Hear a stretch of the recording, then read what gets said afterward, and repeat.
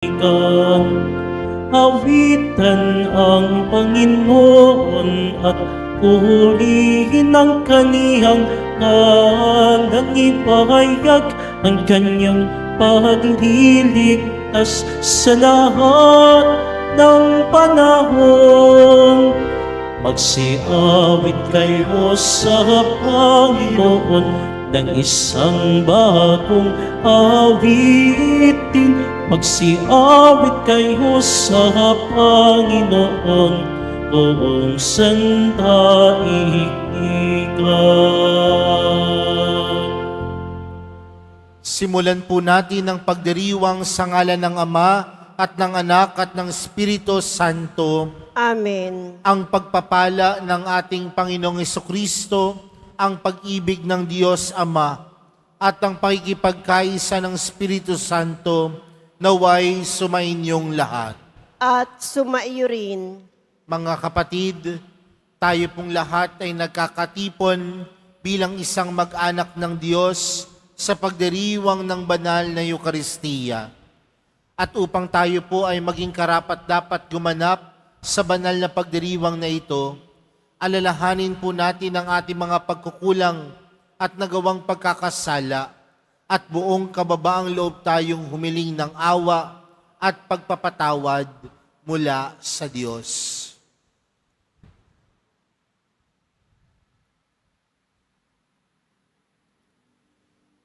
Inaamin ko sa makapangyarihang Diyos at sa inyo mga kapatid na lubha akong nagkasala sa isip, sa salita at sa gawa at sa aking pagkukulang. Kaya isinasamo ko sa mahal na Birheng Maria, sa lahat ng mga anghel at mga banal, at sa inyo mga kapatid, nga ako'y panalangin sa Panginoong ating Diyos. Kaawaan tayo ng makapangyarihang Diyos, patawarin tayo sa ating mga kasalanan, at patnubayan tayo sa buhay na walang hanggan. Amen. Panginoon, kaawaan mo kami. Panginoon, kaawaan mo kami. Kristo, kaawaan mo kami. Kristo, kaawaan mo kami. Panginoon, kaawaan mo kami. Panginoon, kaawaan mo kami. Manalangin tayo. Ama naming makapangyarihan, pinangangatawanan mong manahan sa mga may loobing tapat at maasahan. Sa kagandahang loob mo kami naway makapamuhay bilang mga mapalad na maging iyong tahanan.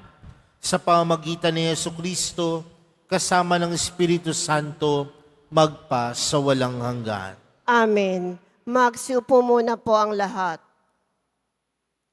Pagbasa mula sa aklat ng Henesis. Pagkalipas ng 40 araw, binuksan ni Noe ang bintana ng daong at pinalipad ang isang uwak. Ito'y lumigid ng lumigid hanggang ang tubig ay matuyo sa lupa. Sunod niyang pinalipad ang isang kalapati upang tingnan kung wala ng tubig. Palibhasay, lagana pa ang tubig. Hindi makalapag ang kalapati, kaya't nagbalik ito. Hinuli ito ni Noe at muling ipinasok sa daong. Pagkaraan ng 7 araw, muli niyang pinalipad ang kalapati. Pagbabalik nito kinagabihan, ito'y may tangay na sariwang dahon ng olibo. Natiyak ni Noe, nakati na ang tubig. Nagpalipas uli ng 7 araw si Noe, saka pinalipad uli ang kalapati, ngunit hindi na ito nagbalik. Noon ay 601 taon si Noe. Nang unang araw ng unang buwan, inalis ni Noe ang takip ng daong at nakita niyang natutuyo na ang lupa. Si Noe ay nagtayo ng dambana para sa Panginoon. Kumuha siya ng isa sa bawat hayop at ibong malinis at sinunog bilang handog. Nang masamyo ng Panginoon ang halimuyak nito, sinabi niya sa sarili, "Hindi ko na susumpain ang lupa dahil sa gawa ng tao. Alam kong masama ang kanyang isipan mula sa kanyang kabataan. Hindi ko nalilipulin uli ang anumang may buhay. Hanggat naririto't buo ang daigdig, tagtanim, tag-ani, palaging sasapit. Tag-araw, tag-ulan, taglamig, tag-init, ang araw at gabi, hindi mapapatid." Ang salita ng Diyos. Salamat sa Diyos. Maghahandog ako sa Diyos ng pagpupuring malugod. Maghahandog ako sa Diyos ng pagpupuring malugod. Sa Diyos ko't Panginoon, anong aking ihahandog? Sa lahat ng kabutihan na sa akin ay kaloob. Ang handog ko sa dambana ay inumin na masarap bilang aking pagkilala sa ginawang pagliligtas. Maghahandog ako sa Diyos ng pagpupuring malugod. Sa tuwinang magtitipon ang lahat ng kanyang hirang, ang anumang pangako ko ay doon ko ibibigay. Masakit sa kalooban ng puon kung may papanaw. Kahit ito ay iisa, labis siyang magdaramdam. Maghahandog ako sa Diyos ng pagpupuring malugod. Kapag nagsama-sama ang lahat ng iyong hirang, sa templo ng Jerusalem ay doon ko ibibigay ang anumang pangako kong sa iyo ay binitiwan. Maghahandog ako sa Diyos ng pagpupuring malugod. Magsitayo na po ang lahat.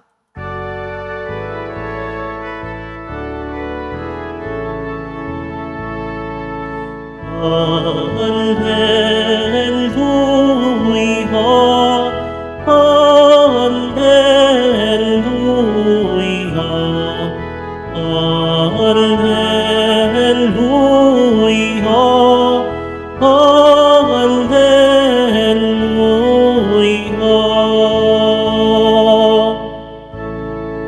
Diyos Ama ni Hesu Kristo, kami ay liwanagan mo at tutugon kami sa iyo. Hallelujah, Hallelujah, Hallelujah, Hallelujah.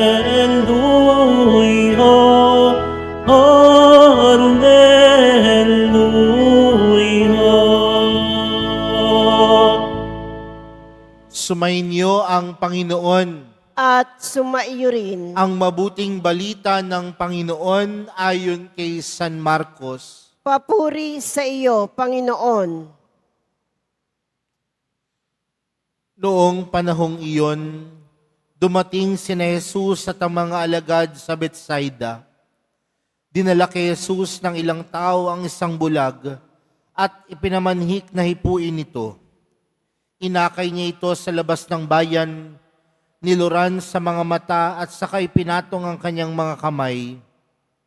"May nakikita ka na bang anuman?" tanong niya. Tumingin ang lalaki at ang wika, "Nakakakita po ako ng mga taong lumalakad, ngunit sila'y parang punong kahoy." Muling hinipo ni Jesus ang mga mata ng bulag. Ito'y tuminging mabuti, nanumbalik ang kanyang paningin, at malinaw na niyang nakita ang lahat. Sinabi sa kanya ni Jesus, "Umuwi ka na, huwag ka nang dumaan sa bayan." Mga kapatid, ang mabuting balita ng Panginoon. Pinupuri ka namin, Panginoong Heso Kristo. Magsiupo muna po ang lahat. Magandang tanghali po sa inyong lahat. Pakibati nga po ang katabi ng magandang tanghali. Mga kapatid, alam po natin na ang realidad ng buhay ay tayo ay humaharap sa iba't ibang pagsubok araw-araw. Sa madaling salita, masasabi natin na ang buhay natin ay hindi perpekto. Meron sa atin, sa mga oras na ito, humaharap sa napakalaking problema. Marahil, meron sa atin dito, humaharap sa mga pagsubok ng buhay. Walang hanap buhay. May matinding sakit. May paninding pangangailangan. Ang buhay po natin, isang realidad na ito ay hindi perpekto. Pero aminin po natin o hindi mga kapatid, sa kabila ng pagiging hindi perpekto ng buhay, naniniwala pa din tayo na ang buhay natin ay maganda. Naniniwala pa rin tayo na ang buhay natin ay kaaya-aya dahil ang buhay natin ay nagmula sa Diyos. Hindi man perpekto ang iyong buhay, may pagsubok man, may mga problema man, may hirap man, ngunit ang buhay ay nagmula sa Diyos. At kung ang buhay ay nagmula sa Diyos, ang buhay ay mananatiling maganda. Kaya sabihin mo nga sa katabi mo, ang buhay mo ay maganda. Ang buhay natin ay maganda dahil ito'y nagmula sa Diyos. Pero mga kapatid, kung ito'y nagmula sa Diyos, nangangahulugan na kahit anumang pagsubok, kahit anumang paghihirap, pinanunumbalik pa rin ng Diyos ang pag-asa sa buhay natin. Kahit anumang hirap yan, alam natin na merong Diyos na nagpapanumbalik ng kasiyahan, ng kapayakan at kagandahan ng buhay. Bakit ko nababanggit ito? Sa ating ebanghelyo, merong bulag na inilapit sa Panginoon. At alam natin marahil na isa sa pinakamahirap na kapansanan ay ang pagiging bulag. Madilim ang buhay. Walang makita. Pero ano ang ginawa ng Panginoon? Niluran ang mata at hinipo ang mata ng bulag na ito. Kaya anong tanong niya dun sa bulag? Ano na ang iyong nakikita? Ngunit anong sabi ng bulag? Para siyang nakakakita ng mga taong lumalakad, ngunit sila'y parang punong kahoy. Sa madaling salita, malabo pa yung kanyang paningin. Kaya anong ginawa ni Jesus? Hinawakan ulit ang mata. At dito, nakakita ng malinaw ang taong bulag. Mula sa kadiliman ng buhay, nanumbalik ang liwanag. Ang liwanag na Diyos lamang ang nagkakaloob. Sa kabila ng pagiging madilim ng buhay, dahil sa pagiging imperpekto ng buhay, pinanunumbalik ng Diyos ang liwanag sa buhay natin upang ang buhay natin ay tunay na maging maliwanag at maganda. Sa madaling salita mga kapatid, hindi habang buhay madilim ang buhay, hindi habang buhay maninatili kang lugmok sa hirap at pagdurusa. Hindi habang buhay, ikaw ay mananatili sa kadiliman. Bagkus merong mahal na pong Jesus Nazareno na magpapanumbalik ng sigla, ng pag-asa at ng liwanag. Di ba ganyan din po yung sa ating unang pagbasa? Yung kwento ni Noah, na kung saan pagkatapos ng baha, may pagdurusa, may paghihirap. Pero anong pinagkaloob ng Diyos? isang bagong liwanag, isang bagong pag-asa. Dahil Diyos lamang ang nagbibigay sa atin ng pag-asa ng liwanag.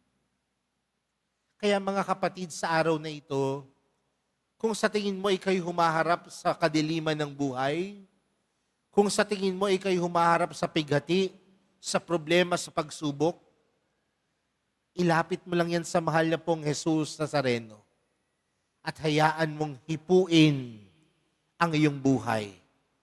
Dahil kapag ang mahal na pong Jesus Nazareno na ang humipo sa kadiliman ng ating mga puso at buhay, alam natin na ipagkakaloob niya ang liwanag at pag-asa.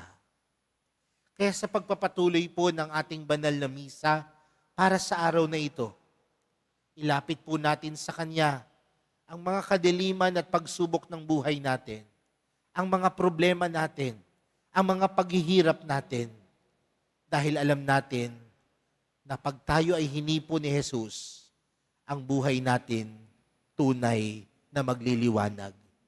Ang buhay natin tunay na magiging maganda. Dahil ang kagandahan ng buhay nagmumula sa mahal na pong Jesus Nazareno. Amen. Magsitayo na po ang lahat.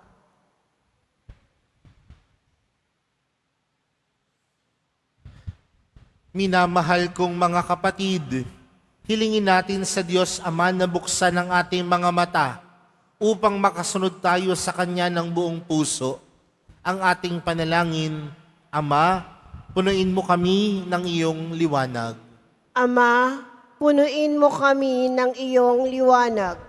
Ang simbahan naway umunlad sa kanyang pagsisikap na dalhin ang liwanag sa mga nakararanas ng kadiliman sa kanilang buhay.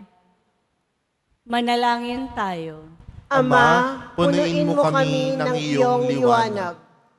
Sa pamamagitan ng ating mabuting gawain, ang mga hinahamak, mga itinakwil, at mga walang nagmamahal sa ating lipunan, naway makaramdam ng pagkalinga ng Diyos sa kanilang buhay. Manalangin tayo. Ama, punuin mo kami ng iyong liwanag.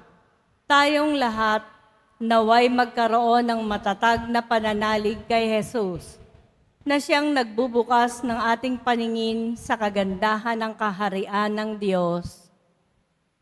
Manalangin tayo. Ama, punuin mo kami ng iyong liwanag. Ang mga may sakit at mga nagdurusa, naway makita at madama ang mapagmahal na presensya ng Diyos sa mga taong kumakalinga sa kanila. Manalangin tayo. Ama, punuin mo kami ng iyong liwanag. Ang ating mga yumaong kamag-anak at kaibigan, naway makatagpo ng walang maliw at walang hanggang kapahingahan. Manalangin tayo. Ama, punuin mo kami ng iyong liwanag. Sa ilang sandali ng katahimikan, ating ipanalangin ang iba pang mga pangangailangan ng ating pamayanan. Gayon din ang mga intensyon na inialay sa ating misa sa araw na ito. At isama rin natin ang ating mga pansariling kahilingan.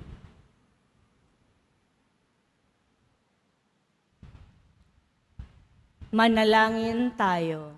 Ama, punuin mo kami ng iyong liwanag. Ama naming nasa langit, punuin mo kami ng iyong pag-ibig at pawiin mo ang kadiliman sa aming buhay upang mabuhay kami sa liwanag ng iyong anak na si Kristo. Hinihiling namin ito sa pamagitan ni Kristong aming Panginoon. Amen. Magsiupo muna po ang lahat.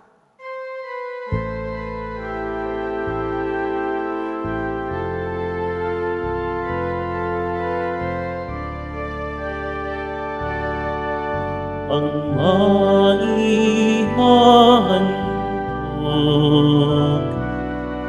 sa'yo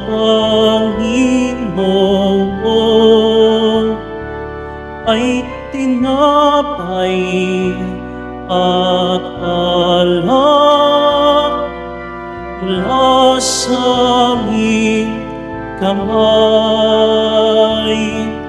Sa iyong kabutihan aming iaalay ang tinapay at alak sa gisag ng aming buhay.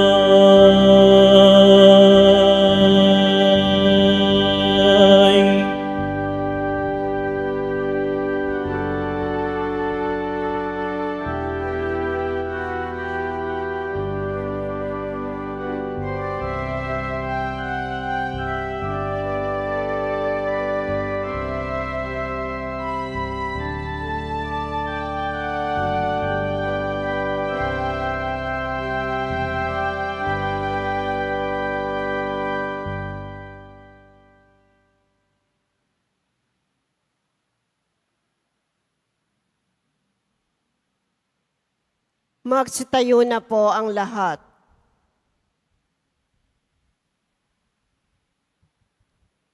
Manalangin po kayo mga kapatid upang ang paghahain natin ay kalugdan ng Diyos amang makapangyarihan. Tanggapin nawa ng Panginoon itong paghahain sa iyong mga kamay, sa kapurihan niya at karangalan, sa ating kapakinabangan at sa buong sambayanan niyang banal. Ama naming limikha, kami naway dalisayin at panibaguhin ng aming gaganaping paghahain.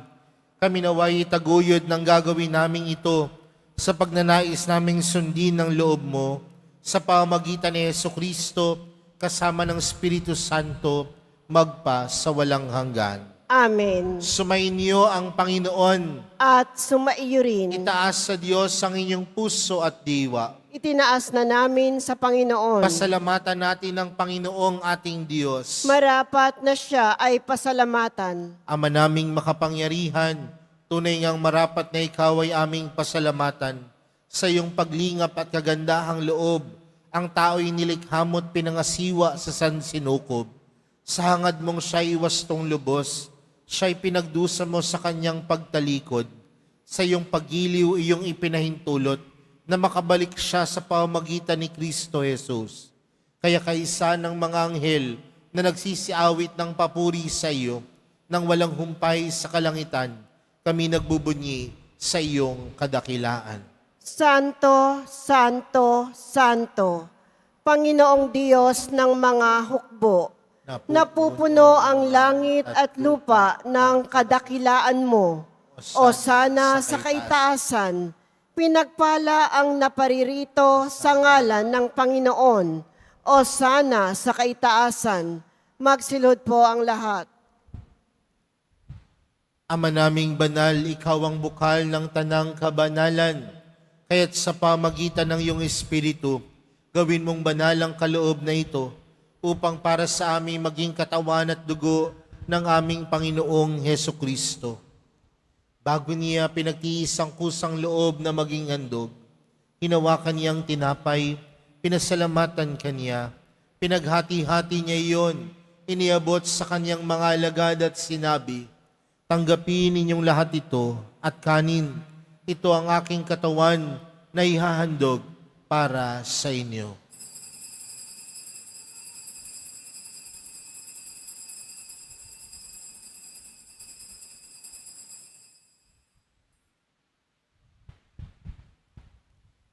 Gayon din naman noong matapos ang hapunan, inawakan niya ang kalis. Muli kanyang pinasalamatan. Iniabot niya ang kalis sa kanyang mga alagad at sinabi, tanggapin ninyong lahat ito at inumin. Ito ang kalis ng aking dugo, ng bago at walang hanggang tipan. Ang aking dugo na ibubuhos para sa inyo at para sa lahat, sa ikapagpapatawad ng mga kasalanan. Gawin niyo ito sa pag-alala sa akin.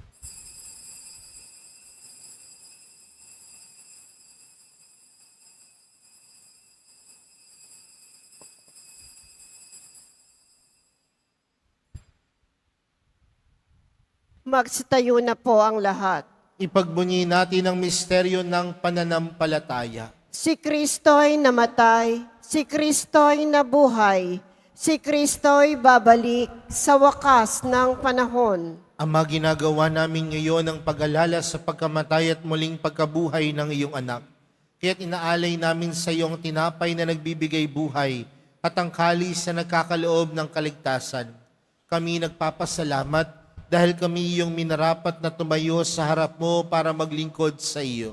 Isinasamo namin kaming magsasalo-salo sa katawan at dugo ni Kristo ay mabuklod sa pagkakaisa sa pamagitan ng Espiritu Santo. Ama, lingapin mo ang iyong simbahang laganap sa buong daigdig. Puspusin mo kami sa pag-ibig kay San Francisco na aming Papa at ni Jose na aming Obispo at ng Tanang Kaparian. Alalahanin mo rin ang mga kapatid naming nahimlay nang may pag-asang sila'y muling mabubuhay, gayon din ang lahat ng mga pumanaw. Kaawaan mo sila at patuloyin sa iyong kaliwanagan.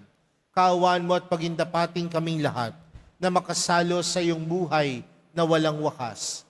Kaysa ng mahal na Birheng Maria, na ina ng Diyos, ng kabiyak ng puso niyang si San Jose, kaysa ng mga apostol at ng lahat ng mga banal na namuhay dito sa daigdig ng kalugod-lugod sa iyo, may pagdiwang nawa namin ang pagpupuri sa ikararangal mo sa pamagitan ng iyong anak na aming Panginoong Hesukristo. Sa pamagitan ni Kristo, kasama niya at sa Kanya, ang lahat ng parangal at papuri ay sa iyo, Diyos amang makapangyarihan, kasama ng Espiritu Santo, magpa sa walang hanggan. Amen. Lumapit po tayo sa Ama natin sa langit sa panalangin itinuro sa atin ni Jesus. Ama namin, Sumasalangit ka, sambahin ang ngalan mo, mapasa amin ang kaharian mo. Sundin ang loob mo dito sa lupa para ng sa langit. Bigyan mo kami ngayon ng aming kakanin sa araw-araw at patawarin mo kami sa aming mga sala para ng pagkapatawad namin sa nakakasala sa amin. At huwag mo kaming ipaintulot sa tukso at iadya mo kami sa lahat ng masama. Hinihiling po namin kami adya sa lahat ng masama, pagkalooban ng kapayapaan araw-araw, iligtas sa kasalanan at ilayo sa lahat ng kapahamakan, samantalang aming pinananabikan ang dakilang araw ng pagkapahayag ng tagapagligtas naming si Jesucristo. Sapagkat iyo ang kaharian at ang kapangyarihan at ang kapurihan magpakailanman. Amen. Panginoong Jesucristo, sinabi mo sa iyong mga apostol, kapayapaan ang iniwan ko sa inyo. Ang aking kapayapaan ang ibinibigay ko sa inyo. Tunghayan mo ang aming pananampalataya at huwag ang aming pagkakasala. Pagkalooban mo kami ng kapayapaan at pagkakaisa ayon sa iyong kalooban, kasama ng Espiritu Santo, magpa sa walang hanggan. Amen. Ang kapayapaan ng Panginoon ay laging sumainyo. At sumaiyo rin. Magbigayan po kayo ng kapayapaan sa isa't isa.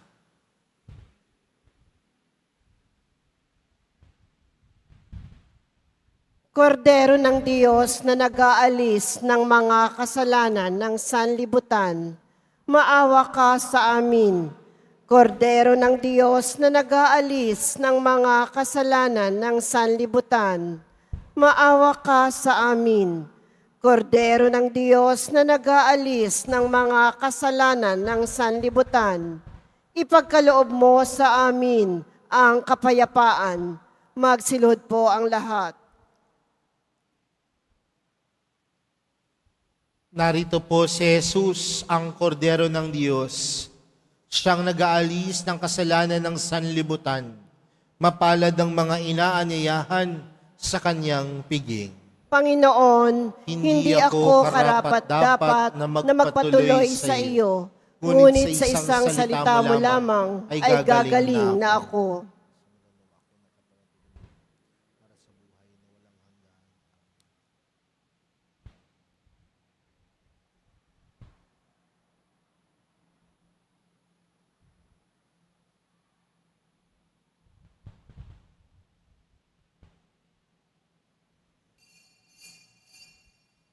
para sa lahat ng tatanggap ng banal na komunyon. Sasagot po tayo ng amen pagkasabi ng pari o ng lay minister ng katawan ni Kristo at isubo agad sa bibig bago umalis sa harapan ng pari o lay minister. Sumunod po tayo.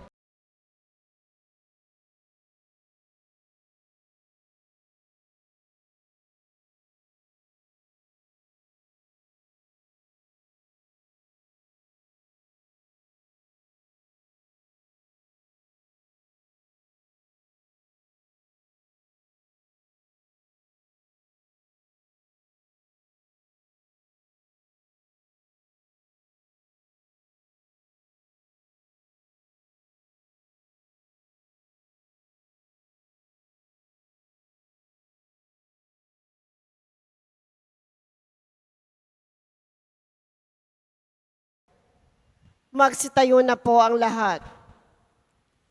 Manalangin tayo. Ama naming mapagmahal, kaming pinapagsalo mo sa banal na paikinabang, ay gawin mong laging manabik na pagsaluhan ng kaloob mong ito sa aming ikabubuhay. Sa pamagitan ni Jesucristo, kasama ng Espiritu Santo, magpa sa walang hanggan. Amen. Sumainyo ang Panginoon. At sumaiyo rin. Mahal na pong Jesus Nazareno, inihayag mo sa pamagitan ng krus ang walang maliw na pag-ibig ng Diyos sa sangkatauhan. Pakinggan mo ang kahilingan, lalo na para sa mga nangangailangan ng iyong tulang at awa. Makamtanawa namin ang iyong kasagutan na may utang na loob na tinatanaw. Basbasan din po ninyo itong mga imahen at dasalan upang lalo kaming manalangin at magtiwala. Sa pamagitan ng bendisyon na ito, naway lalo kaming maging mapaglingkod, masunurin at tapat sa iyo na aming malwalhating Panginoon magpa sa walang hanggan. Amen. At pagpalain po kayong lahat ng makapangyarihang Diyos, Ama, Anak, at ng Espiritu Santo. Amen. Humayo kayong taglayang kapayapaan ng Poong Jesus Nazareno. Salamat sa Diyos.